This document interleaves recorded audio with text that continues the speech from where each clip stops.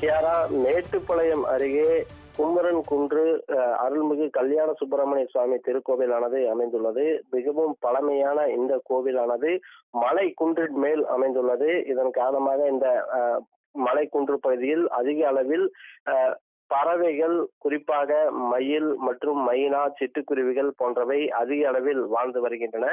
இந்த நிலையில் இந்த கோவிலின் கிரிவல பாதையை சுற்றி மர்ம நபர்கள் யாரோ உணவில் விஷம் வைத்து சென்றுள்ளனர்.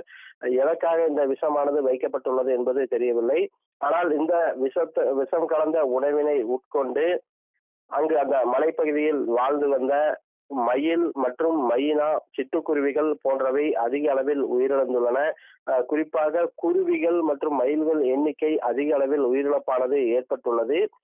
இந்த உணவானது அதாவது அசைவ உணவாக பிரியாணியில் இந்த விஷமானது கலந்து வைக்கப்பட்டுள்ளது. அப்படி விஷம் கலந்த உணவினை உட்கொண்ட கிட்டத்தட்ட 5 மயில்கள் மற்றும் 10க்கும் மேற்பட்ட மைனாக்கள், அது மட்டும் இல்லாமல் அந்த பகுதியில் கால்நடை மேய்ச்சலில் ஈடுபட்டு வந்த கால்நடை வளர்ப்போரின் 2 ஆடுகளும் உயிரிழந்ததாக தெரிகிறது. இதனால் அந்த பகுதியில் ஒரு பரபரப்பான சூழ்நிலை ஏற்பட்டுள்ளது. உடனடியாக இந்த தகவலானது காரமடை வனத்துறையினருக்கு தகவல் தெரிவிக்கப்பட்ட நிலையில் அங்கு காரமடை வனத்துறையினர் சம்பவ இடத்துக்கு வந்து உயிரிழந்து கிடந்த பறவைகளை எடுத்து தற்பொழுது எதனால் இந்த உயிரிழப்பானது ஏற்பட்டுள்ளது என்பது குறித்து விசாரணையானது மேற்கொண்டு வருகின்றனர்.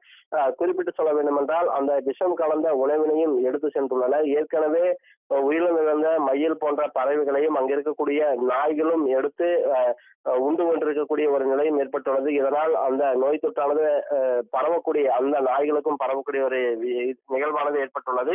எந்த நோக்கத்துக்காக இந்த விஷமானது வைக்கப்பட்டுள்ளது என்பது குறித்து தற்பொழுது வரை எந்த தகவலும் இல்லை. இருப்பினும் இது குறித்து விசாரணையானது காரமடை வனத்துறையினர் தெரிவித்துள்ளனர். ஏனென்றால் இது ஒரு ஆலயத்தில் வருபவர்கள் யாருமே அசைவ உணவுகள் எடுத்து வந்து அங்கு சாப்பிடுவதற்கான வாய்ப்பில்லை. எனவே திட்டமிட்டு இந்த நிகழ்வானது நடத்தப்பட்டுள்ளது.